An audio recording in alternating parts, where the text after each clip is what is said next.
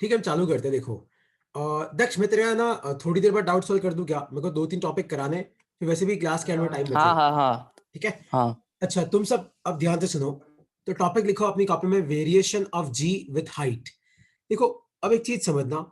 Suppose करो कि किसी प्लेनेट के सरफेस पे, मान लो कि किसी प्लेनेट के सरफेस पे एक्सेलरेशन ड्यू टू ग्रेविटी की वैल्यू है जी। तो अगर आप प्लेनेट के सरफेस से दूर जाते हो तो आपकी जी की वैल्यू घटती है।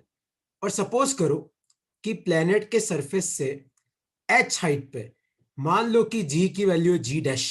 याद रखना कि प्लेनेट के सरफेस पे मान लो जो वैल्यू है वो है जी, और मुझे पता करना है कि सरफेस से एच हाइट ऊपर कितनी होगी। तो सपोज करो कि सरफेस से एच हाइट ऊपर आपके वैल्यू है जी डैश। तो अपन जी डैश की वैल्यू कैसे निकालेंगे, आप सब ध्यान से देखना। सपोज करो कि ये प्लेनेट का सेंटर है, मान लो ये प्लेनेट का सेंटर है, और मान लो कि यहां पे मैं एक मास रखता हूं एम। किस जगह? सपोज करो जहां पे मुझे जी की वैल्यू पता करनी है ना, मैं वहां पे एक मास रखता हूं एम, इस जगह। तो आप मुझे बताओ कि ये प्लेनेट इस मास पे कितना फोर्स लगाएगा। सोचो एक बार। ये प्लेनेट है, इस प्लेनेट का मास है एम, रेडियस है आर। ये एक प्लेनेट है जिसका मास है एम, रेडियस है आर, और मुझे इस जगह जी की वैल्यू पता करनी है। कहां पे? सरफेस से एच हाइट ऊपर। तो आप मुझे बताओ कि ये प्लेनेट इस मास पे कितना फोर्स लगाएगा। देखो, फोर्स का फॉर्मूला क्या होता है? जी इंटू पहला मास इंटू दूसरा मास अपॉन डिस्टेंस का स्क्वायर। यही होता है फोर्स का फॉर्मूला। देखो, अब अपन वैल्यू पुट करते हैं। तो जी इंटू एक मास तो प्लेनेट का है, दूसरा मास बॉडी का है, अपॉन, ध्यान से देखो, तो इस मास और प्लेनेट के सेंटर के बीच में कितनी दूरी है। ध्यान से देखो, ये डिस्टेंस है आर, वो डिस्टेंस है एच। तो नीचे क्या आ जाएगा? आर प्लस एच का होल स्क्वायर। नीचे क्या आ जाएगा? आर प्लस एच का होल स्क्वायर, है ना। और मान लो कि यहां पे वैल्यू जी डैश है, तो अपन फोर्स एक और तरीके से लिख सकते हैं। फोर्स क्या होता है? Mass into acceleration. तो अपन क्या लिख सकते हैं? एम जी डैश। अपन क्या लिख सकते हैं? एम जी डैश। लेकिन ये दोनों है क्या? ये दोनों ही ग्रेविटेशनल फोर्स है। तो दोनों ही ग्रेविटेशनल फोर्स है, तो आप इन दोनों को बराबर करो। तो M G dash equal to G M M upon R plus H का होल स्क्वायर। तो एम से एम गया, तो आपके जी डैश की वैल्यू कितनी आ जाएगी? G M upon R plus H का होल स्क्वायर। ठीक है। कोई डाउट है इसमें तो पूछो, मैं एक बार वापस एक्सप्लेन कर रहा हूं। एक बार इस पूरे डेरिवेशन को मैं वापस समझा रहा हूं, अब सब समझना। सपोज करो कि ये कोई प्लेनेट है, और इस प्लेनेट का जो मास है एम और रेडियस है आर। इस प्लेनेट का मास कितना है एम, रेडियस कितना है आर। और मान लो कि ये प्लेनेट का सेंटर है, और मुझे ये पता करना है कि सरफेस से एच हाइट ऊपर, कितना ऊपर? सरफेस से एच हाइट ऊपर, यहां पे जी की वैल्यू क्या होगी। तो सपोज करो कि यहां पे जी की वैल्यू है जी डैश, और मान लो कि सरफेस पे जी की वैल्यू है जी। तो मुझे पता करना है कि सरफेस से एच हाइट ऊपर अगर मैं यहां जाता हूं तो यहां पे जी की वैल्यू क्या होगी। तो अपन कैसे करेंगे इस क्वेश्चन को, सब वापस देखना, सब वापस समझना। तो आप क्या करो, उस पॉइंट पे एक मास रखो एम। तो एक मास एम है, एक मास प्लैनेट का है। तो आप मुझे बताओ कि ये प्लैनेट इस मास पे कितना फोर्स लगाएगा। तो फोर्स का फॉर्मूला होता है जी इंटू पहला मास इंटू दूसरा मास अपॉन डिस्टेंस का स्क्वायर। अब वैल्यू पुट करो। जी, देखो एक मास तो किसका है? प्लेनेट का, वो कितना आ जाएगा? बड़ा एम। दूसरा मास कौन सा है? छोटा वाला, वो कितना आ जाएगा? छोटा एम अपॉन। और ध्यान से देखो, तो इस प्लेनेट के सेंटर और इस मास के बीच में कितनी दूरी है? ध्यान से देखो कितनी दूरी है। देखो, ये तो आर है, ये एच है, तो नीचे क्या आ जाएगा? आर प्लस एच का होल स्क्वायर। ये आपकी इक्वेशन नंबर 1। और फोर्स लिखने का एक और तरीका क्या होता है? फोर्स लिखने का एक और तरीका होता है मास इंटू एक्सलेरेशन। तो मास तो एम है, और वहां पे जी की वैल्यू कितनी है? G dash. तो एम जी डैश। तो इन दोनों को बराबर पुट करो। तो M G dash equal to G M M upon R plus H का होल स्क्वायर। तो एम से एम गया, तो आपके जी डैश की वैल्यू कितनी आई? G M upon R plus H का होल स्क्वायर। किसी को इसमें कुछ पूछना है तो आप अपने आप को अनम्यूट करके पूछ सकते हो। हम अभी पढ़ रहे हैं variation of g with height. तो मैं अभी एक टॉपिक पढ़ा रहा हूं, variation of g with height. मतलब हाइट के साथ जी की वैल्यू कैसे वेरी करेगी। लिखो अपनी कॉपी में, और कोई डाउट है इसमें तो आप पूछ सकते हो।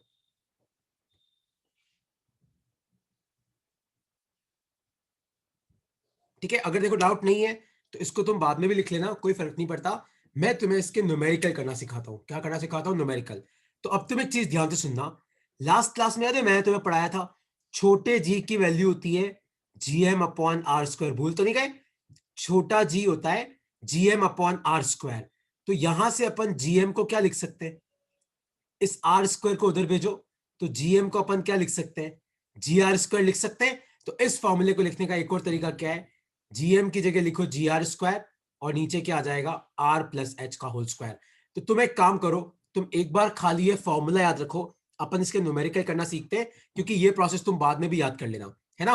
तो ये फॉर्मूला याद रखो, कौन सा? सरफेस से h हाइट ऊपर g की वैल्यू होती है g', और g' का फॉर्मूला क्या होता है? gr²/r+h²। यहां पे इस g का मतलब क्या है?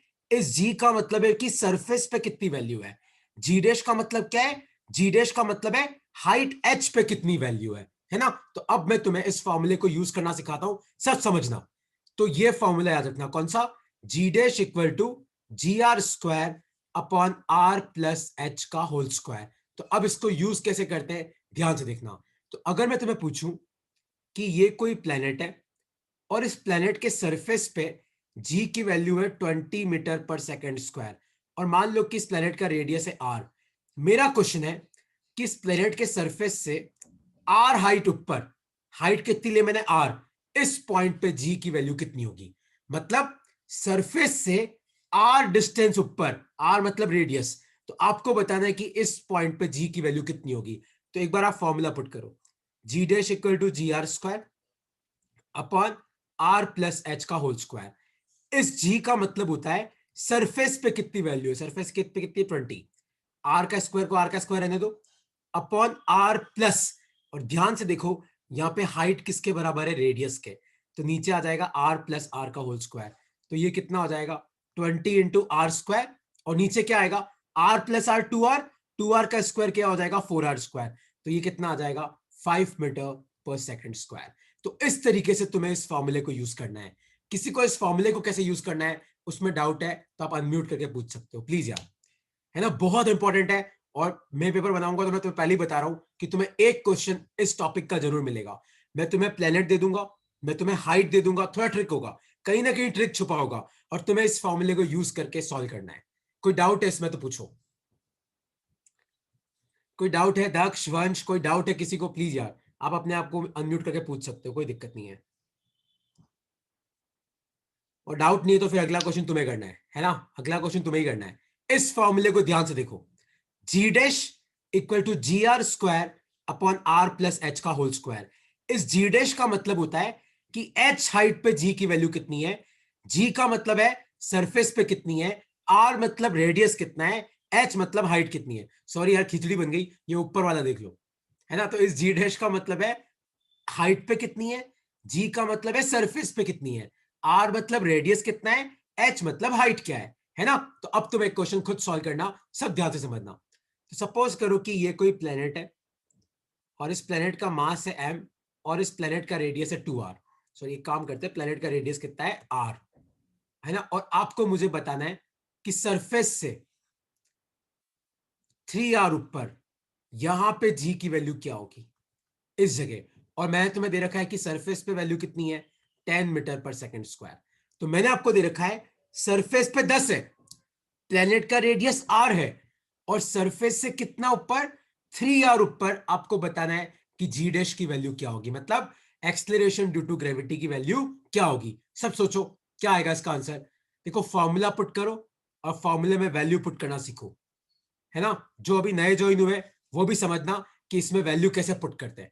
लिखो क्या आएगा इसका आंसर, सोचो जल्दी करो, वंश वगैरह जितने भी लोग जुड़े हुए जल्दी करो, करो करो करो, क्या आएगा इसका आंसर सोचो। सरफेस पे 10 है, तो आपको बताना है कि इस पॉइंट पे कितनी है, कितना सरफेस से 3r ऊपर। जल्दी करो, देखो जिसको नहीं पता है वापस समझना। इस g का मतलब होता है सरफेस पे कितनी है, तो सरफेस पे कितनी है? 10। r को मत छेड़ो, r का स्क्वायर, नीचे r प्लस, और हाइट कितनी है? हाइट मतलब आप सरफेस से कितना ऊपर हो, तो r + 3r का होल स्क्वायर। तो देखो कितना आएगा? 10r² और नीचे आ जाएगा 4r का स्क्वायर, मतलब 16r²। तो r² से r² गया, तो आपका आंसर कितना आया? 10/16। तो ये आपका आंसर है।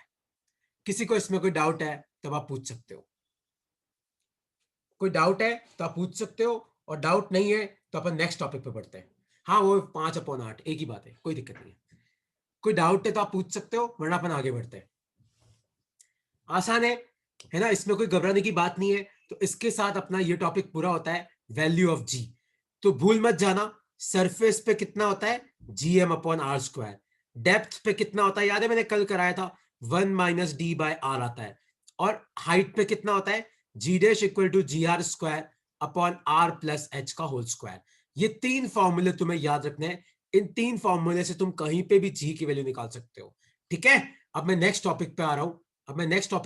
उस टॉपिक को, फाल्गुनी एग्जाम में इतनी इतनी इजी क्वेश्चन आते हैं, है ना? तुम लोग पढ़ के नहीं आते हो, तुम सब कॉपी वॉपी पे रिलाई करते हो। मेरे क्वेश्चन तुम्हें नेट पे नहीं मिलेंगे कभी। तुम ये सब पढ़ के आओ, तुम्हारे पूरे नंबर आएंगे फिजिक्स में। अरे पढ़ते पढ़ते तो होंगे तुम लोग। अच्छा, आप सुनो, नेक्स्ट टॉपिक लिखो अपनी कॉपी में, ग्रेविटेशनल पोटेंशियल एनर्जी। बहुत इंपॉर्टेंट टॉपिक है, और ये मेरा पर्सनल फेवरेट टॉपिक है। पर अगर तुम ये एस्ट्रोफिजिक्स ओलंपियाड वगैरह दोगे ना, पता नहीं इस साल तो हो नहीं रहे, अगले साल अगर दो, तो ये टॉपिक बहुत इंपॉर्टेंट है, ग्रेविटेशनल पोटेंशियल एनर्जी। अब मेरी बात ध्यान से सुनना। सबसे पहले अगर मान लो मैं तुम्हें पूछूं कि पोटेंशियल एनर्जी कब होती है, तो तुम एक बात याद रखना, अगर कहीं पे भी अट्रैक्शन का फोर्स है, रिपल्शन का फोर्स है, मतलब दो ऑब्जेक्ट के बीच में अगर कोई फोर्स लग रहा है, तो उन ऑब्जेक्ट के बीच में क्या होगी? पोटेंशियल एनर्जी पक्का होगी। जैसे अगर मेरा मास m है और मैं h हाइट पे हूं, तो मेरी पोटेंशियल एनर्जी क्या होती है? mgh। क्यों होती है? क्योंकि अर्थ मुझे अपनी तरफ खींच रहा है। तो याद रखना कि कहीं पे भी अगर कोई फोर्स लग रहा है, कहीं पे भी अगर कोई फोर्स लग रहा है, तो वहां पे पोटेंशियल एनर्जी पक्का होती है। तो सबसे पहले इसका फॉर्मूला तुम समझना। सपोज करो कि ये कोई मास है m1, और मान लो कि ये कोई मास है m2, और मान लो कि इन दोनों के सेंटर के बीच में जो डिस्टेंस है वो है r। क्या है? r। मान लो मेरे पास एक मास है m1, दूसरा मास है m2, और इन दोनों के सेंटर के बीच में जो डिस्टेंस है वो है r। तो इस फॉर्मूले को अपने दिमाग में फिट कर लो कि इन दोनों के बीच में एनर्जी कितनी होगी? -gm1m2/r। इसका डेरिवेशन मैं तुम्हें बाद में करा देता हूं, क्योंकि थोड़ा बोरिंग सा है, तुम बोर हो जाओगे। तो इससे पहले अपन इसको यूज करना सीख लेते हैं, फिर अपन डेरिवेशन कर लेंगे। तो लिखो अपनी कॉपी में, दुनिया में अगर कोई भी दो मास है, तो वो दोनों एक दूसरे को अपनी तरफ अट्रैक्ट करते हैं, और जहां पे भी इंटरेक्शन होता है वहां पे पोटेंशियल एनर्जी होती है। क्योंकि इंडिया में अपन इसको पोटेंशियल एनर्जी बोलते हैं, अगर तुम किसी फॉरेन कंट्री में जाओगे तो इसको इंटरेक्शन एनर्जी बोलते हैं, है ना? But anyways upon potential word use करते हैं।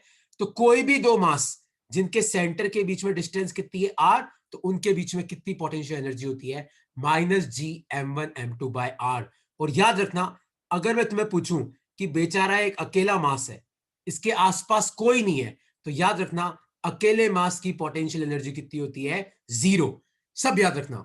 दो मास के बीच में कितनी होती है? -g इंटू पहला मास इंटू दूसरा मास अपॉन उनके बीच में डिस्टेंस कितनी है। याद रखना, एनर्जी एक स्केलर क्वांटिटी है, यहां पे आई कैप जे कैप के कैप का कोई लफड़ा नहीं है। ठीक है, तो दो मास के बीच में कितनी होती है? इतनी। पर अकेले मास की कितनी होती है? 0। एक बार लिख लो उसको अपनी कॉपी में, एक बार लिख लो, एक बार इसको लिख लो, फिर एक न्यूमेरिकल मैं कराऊंगा तुम्हें। तो एक मास का ये रहा, दो मास का ये रहा, फिर मैं तुम्हें मल्टीपल मासेस का सिखाता हूं। मान लो 4 मास है, मान लो 5 मास है, तो उनका कैसे निकालेंगे। एक बार ये दोनों लिख लो। तो दो मास है m1 m2, जिनके सेंटर के बीच की डिस्टेंस कितनी है? r। तो इनके बीच की कितनी पोटेंशियल एनर्जी है? -gm1m2/r। जी की वैल्यू पुट मत करना, है ना? आप एग्जाम में भी पुट मत करना, कोई फर्क नहीं पड़ेगा। आप जी को जी छोड़ देना। और अकेले मास की कितनी होती है? 0। ठीक है, तो एक क्वेश्चन अब मैं करा रहा हूं, अब तुमसे समझना। एक क्वेश्चन मैं करा रहा हूं, मैं एज्यूम करता हूं तुमने फॉर्मूला लिख लिया होगा, थोड़ा तेज लिखा करो। सपोज करो कि ये एक मास है 2 किलो, ये एक मास है 3 किलो, और इनके बीच में जो डिस्टेंस है वो है 1 मीटर। तो आप मुझे बताओ कि इस सिस्टम में कितनी एनर्जी स्टोर्ड है। ये पहला क्वेश्चन। अब दूसरा क्वेश्चन, मान लो एक मास है 2 किलो, बस बताओ इस सिस्टम में कितनी एनर्जी स्टोर्ड है। करो, क्या आएगा इसका आंसर? सोचो,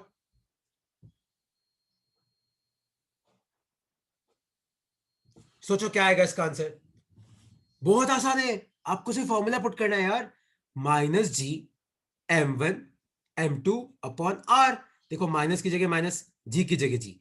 पहला मास कितना है 2, दूसरा मास कितना है 3, आर कितना है 1, तो ये कितना आ गया -6G जूल, क्योंकि एनर्जी है तो जूल यूनिट होगी, और अकेले मास की कितनी होती है 0।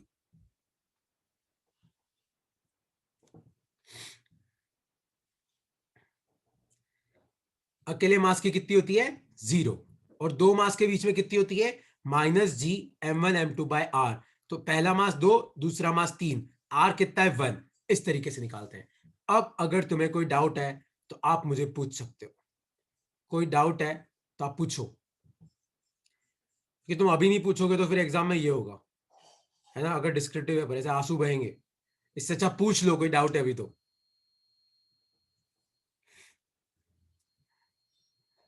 सबको समझ में आ गया?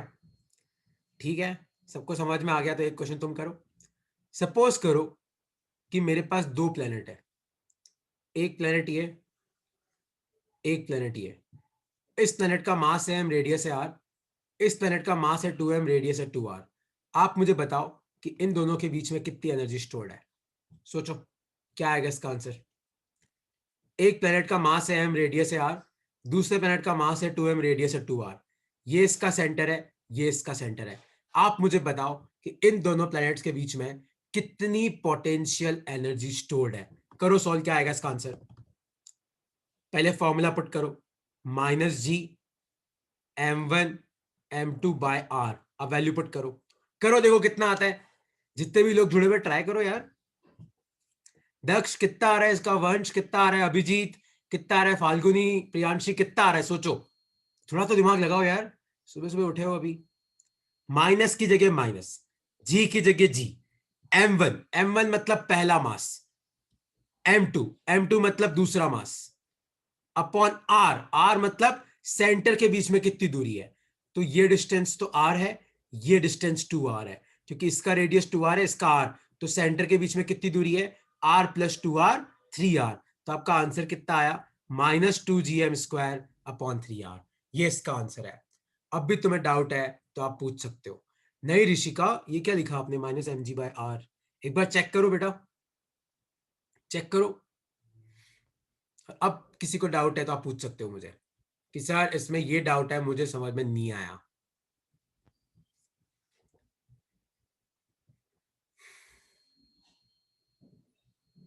फाल्गुनी इसमें स्क्वायर नहीं लगता बेटा, फोर्स के फॉर्मूले में आता है G m1 m2/r²। Potential energy का फॉर्मूला होता है -G m1 m2/r। इन दोनों फॉर्मूले में कंफ्यूज मत हो जाना, है ना। और पूछो क्या पूछना है, कोई डाउट है तो आप पूछ सकते हो। कोई डाउट नहीं है तो फिर मैं नेक्स्ट टॉपिक पे बढ़ूंगा। वंश कोई डाउट है, दक्ष कोई डाउट है तो पूछो। No sir. ओके, कोई डाउट नहीं है तो बेटा नेक्स्ट टॉपिक लिखो अपनी कॉपी में। टॉपिक लिखो, gravitational potential energy between multiple masses. बहुत इंपॉर्टेंट टॉपिक है, खासकर अगर जो 5 नंबर का न्यूमेरिकल आता है तो वो इस टॉपिक से आता है। Gravitational potential energy between multiple masses. Multiple मतलब अब आपके पास दो से ज्यादा मास है, क्योंकि एक का तो आपको पता है 0 होता है, दो का भी आपको पता है -Gm1 m2/r। लेकिन अगर 3 आ जाए तो क्या करोगे, 4 आ जाए तो क्या करोगे। तो अब तुम सब ध्यान से देखना। सपोज करो मैं तुम्हें एग्जाम में बोलूं कि मेरे पास एक सिस्टम है m1, एक दूसरा मास है m2, एक तीसरा मास है m3, और मान लो m1 और m2 के बीच की डिस्टेंस है r1, m2 और m3 के बीच की डिस्टेंस है r2, और m3 और m1 के बीच की डिस्टेंस है r3। r1 r2 r3। मेरा क्वेश्चन है कि बताओ इस सिस्टम में कितनी एनर्जी स्टोर्ड है। तो देखो कैसे करते हैं, अब तुम सब ध्यान से इस प्रोसेस को समझना। देखो हम इस सिस्टम को एक एक करके बनाएंगे। अभी मान लो हम बनाना चालू करते हैं। सबसे पहले आप m1 को लेके आओ, तो आप m1 को लेके आए, लेकिन अकेले मास की पोटेंशियल एनर्जी तो कितनी होती है 0, तो m1 तो आ गया। फिर आप m2 को लेके आओ, तो आपने m2 को लाए और आपने m2 को यहां पे लाके रखा, लेकिन m2 को जब लेके आए तो m1 तो पहले से पड़ा था, और m1 कितनी दूरी पे पड़ा था r1। तो आप मुझे बताओ कि अब जब आप m2 को लेके आए तो कितना एनर्जी हो गया। देखो m1 पहले से पढ़ा था, अब आप m2 को लेके आए तो कितना हो गया, -g m1 m2 upon r1। ठीक है, सबसे पहले m1 को लेके आए, तो जब अकेले को लेके आए तो 0, क्योंकि जब आप m1 को लेके आए थे तो यहां पे कोई नहीं था। फिर आप जब m2 को लेके आए तो m1 पहले से पड़ा था और आपने कितनी दूर लाके रखा, r1 दूर, तो पोटेंशियल एनर्जी कितनी हो गई, -g m1 m2 bye r1। अब ट्रिक है, अब आप तीसरे मास को लेके आओ, लेकिन जब आप m3 को लेके आओगे तो m2 भी पड़ा है, कितनी दूरी पे, r2, तो मतलब इन दोनों के बीच में कितनी पोटेंशियल एनर्जी हो जाएगी, -g m2 m3 bye r2।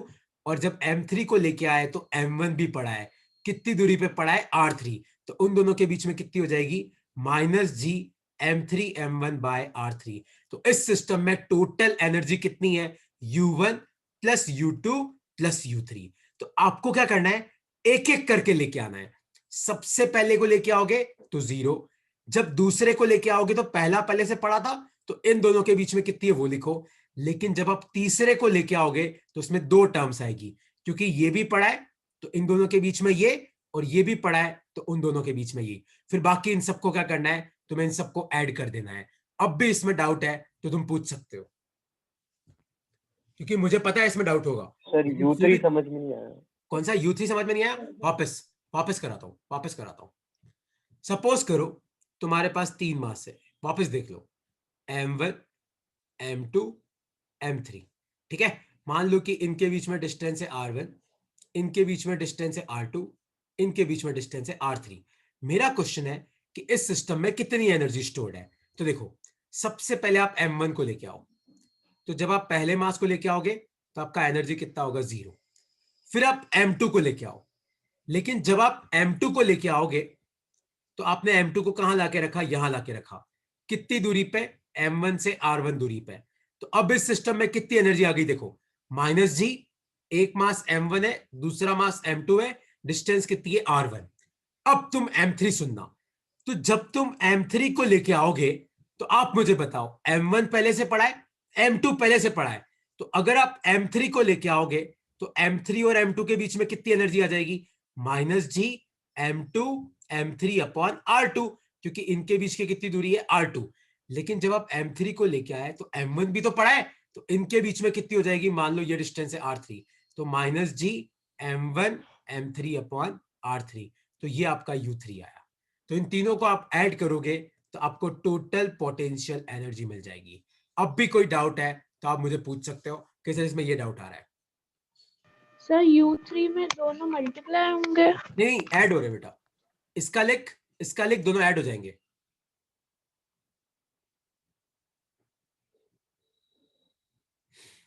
Multiply नहीं होंगे, ऐड होंगे। ठीक है, इसको लिख लो, ये है gravitational potential energy between multiple mass. तो सपोज करो कि यहां पे एक चौथा मास m4 और होता, तो जब मैं m4 को लेके आता तो m4 m1 के बीच भी लगता, m4 m3 के बीच भी लगता, और m4 m2 के बीच भी लिखता, तो उसमें 3 टर्म्स और आ जाती। लेकिन फिर क्या, वो बहुत लेंथी हो जाता है, तो जनरली हम 3 तक ही सीमित रहते हैं। ठीक है, इसमें कोई डाउट है तो आप पूछ सकते हो। Gravitational potential energy between multiple masses में कोई डाउट है, दक्ष, कोई डाउट है? एक क्वेश्चन तुम्हें करना है, अब एक क्वेश्चन आप लोगों को करना है।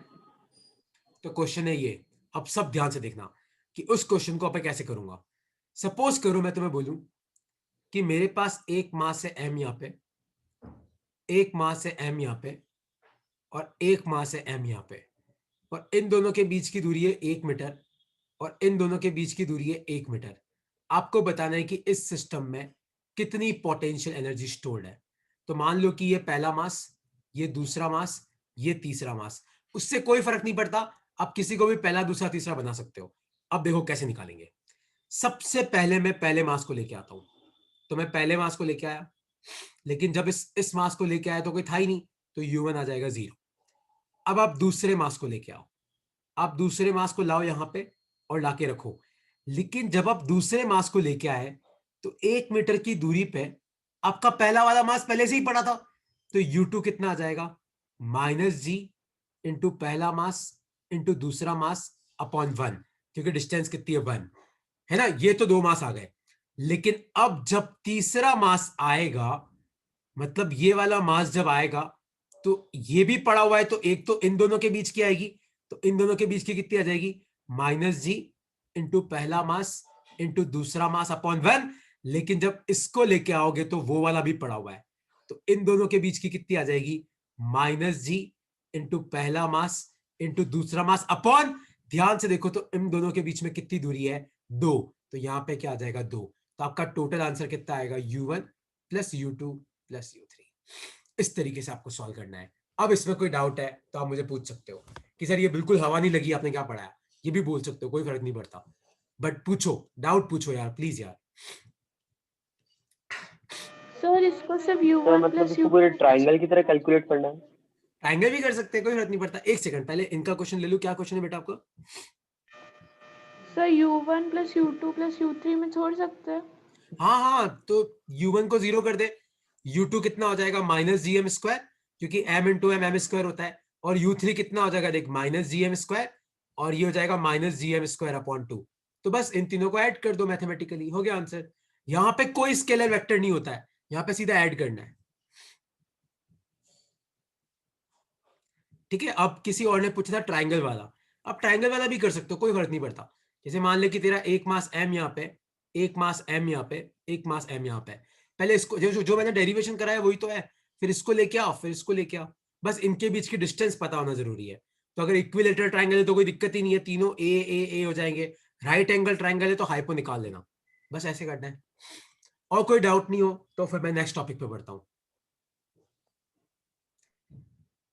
ओके, कोई डाउट नहीं है तो नेक्स्ट टॉपिक लिखो, जो सबसे आसान टॉपिक है, लिखो अपनी कॉपी में, ग्रेविटेशनल पोटेंशियल।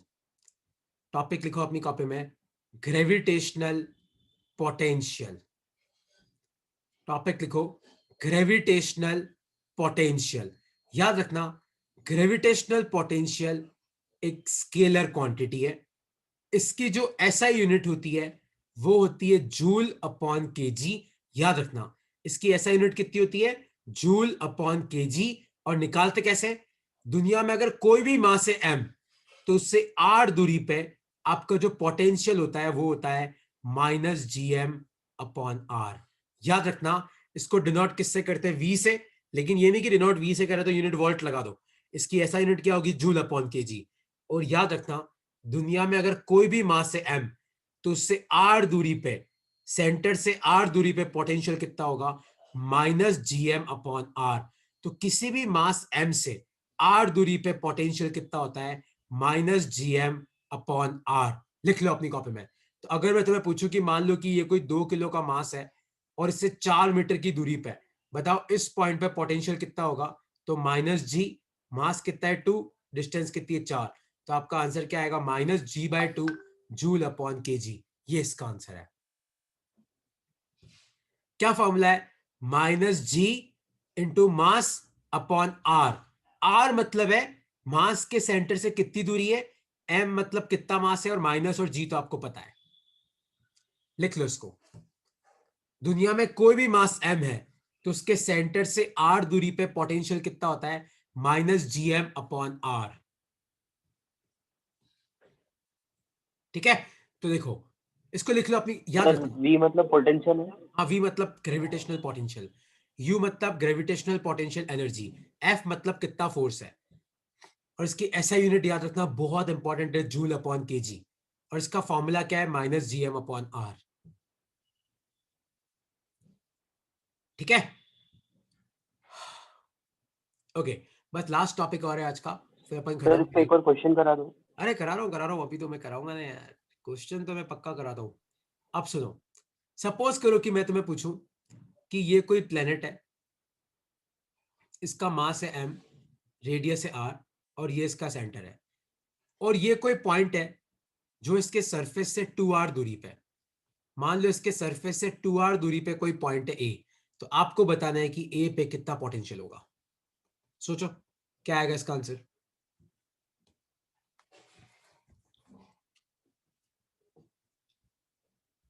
कितना आएगा सोचो, -g, कितना मास है m, अपॉन सेंटर से कितना दूर है, ये तो r है, ये 2r है, तो r प्लस 2r कितना हो गया 3r। इस तरीके से निकालते हैं। तो आप किसी भी प्लेनेट के सेंटर से इस तरीके से क्या निकाल सकते हो, ग्रेविटेशनल पोटेंशियल निकाल सकते हो। ठीक है, होता कितना है -gm/r। m मतलब मास, r मतलब आपका पॉइंट सेंटर से कितना दूर है। ठीक है, अब मैं आज का लास्ट टॉपिक लेता हूं, फिर अपन क्लास खत्म करेंगे। तो टॉपिक लिखो अपनी कॉपी में, gravitational potential due to multiple masses. Gravitational potential, ये पोटेंशियल एनर्जी नहीं है, ये पोटेंशियल है। Gravitational potential due to multiple masses, और बहुत आसान है, तुम्हें 1 मिनट में समझ में आ जाएगा। Due to multiple masses, suppose करो कि ये कोई मास है m1 और इसके सेंटर से r1 दूरी पे एक पॉइंट है a। मान लो यहां पे कोई मास है m2, इसके सेंटर से r2 दूरी पे है a। मान लो ये कोई मास है m3 और a इसके सेंटर से r3 दूरी पे है। तो मैं पूछूं कि बताओ a पे टोटल पोटेंशियल कितना होगा। देखो a से r1 दूरी पे m1 है, तो इसका कितना आ जाएगा -gm1/r1। a से r2 दूरी पे m2 है, तो इसका कितना आ जाएगा -gm2/r2। a से r3 दूरी पे m3, तो कितना आ जाएगा -gm3/r3। ये आ गया आपका नेट पोटेंशियल। तीनों को आपको ऐड करना है ना, मल्टीप्लाई नहीं करना है, ऐड करना है। और याद रखना यहाँ पे कोई स्केलर वेक्टर नहीं होता, कोई आई के जे के नहीं लगाना है, सिंपल सा है। तीनों पोटेंशियल निकालो, तीनों को ऐड कर दो, खत्म बात। लिख लो इसको, और फिर एक न्यूमेरिकल करके अपन क्लास खत्म करेंगे, है ना। लिख लो इसको। सर वो क्वेश्चंस। हाँ हाँ, आ रहा हूँ। तेरा क्वेश्चन भी कराऊंगा, फिर ही क्लास खत्म करूंगा, टेंशन मत ले। इसका एक न्यूमेरिकल करा के फिर तेरा करा देता हूँ। ओके, ये लिख लिया तुम लोगों ने। तो किसी भी पॉइंट पे पोटेंशियल कैसे निकालते हैं, m1 से r1 दूरी पे है तो gm1/r1, m2 से r2 दूरी पे तो -gm2/r2, m3 से r3 पे तो -gm3/r3, और तीनों को ऐड कर दो। तो एक क्वेश्चन अब तुम लोग सॉल्व करो।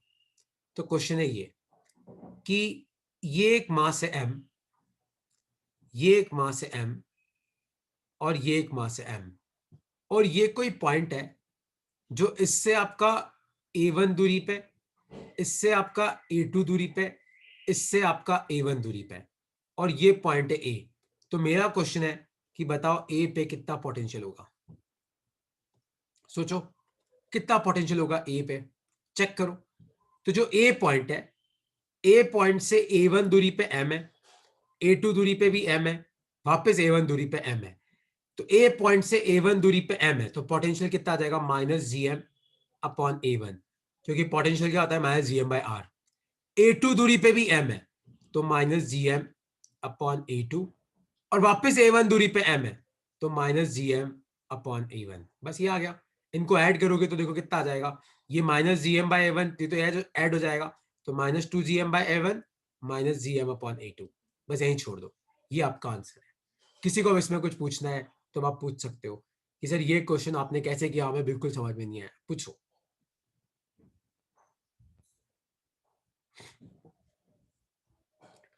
समझ में आ गया कि नहीं समझ में आया?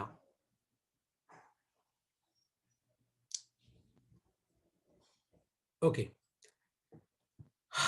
देखो एक लास्ट क्वेश्चन कर लो, फिर 10 सेरा डाउट करूंगा मैं ना। एक लास्ट क्वेश्चन तुम और ट्राई कर लो, ठीक है। तो क्वेश्चन है ये, 1 सेकेंड, ये आपका क्वेश्चन है।